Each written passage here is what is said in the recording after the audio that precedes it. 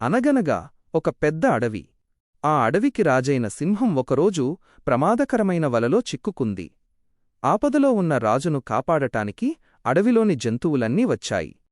ముందుగా కోతి వచ్చి ఆ వలను గట్టిగా లాగేందుకు చాలా ప్రయత్నించింది, కాని ఎలాంటి లాభం లేకపోయింది. ఆ తరువాత ఏనుగు తన శక్తంతా ఉపయోగించింది, అయినా కూడా వలనుంచి సింహాన్ని కాపాడలేకపోయింది. జింకలు అన్నీ కలిసి వలను తోశాయి. కుందేళ్లు తమ పదునైన పళ్లతో తాళ్లను కొరికాయి.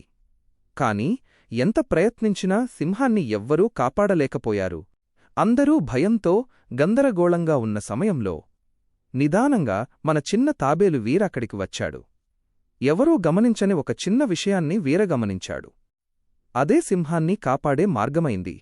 అసలు వీర ఏ ఉపాయం చెప్పాడు? సింహాన్ని ఎలా కాపాడాడు? తెలుసుకోవాలంటే కింద ఉన్న లింకుపై క్లిక్ చేసి పూర్తి వీడియోను ఇప్పుడే చూడండి పిల్లలు.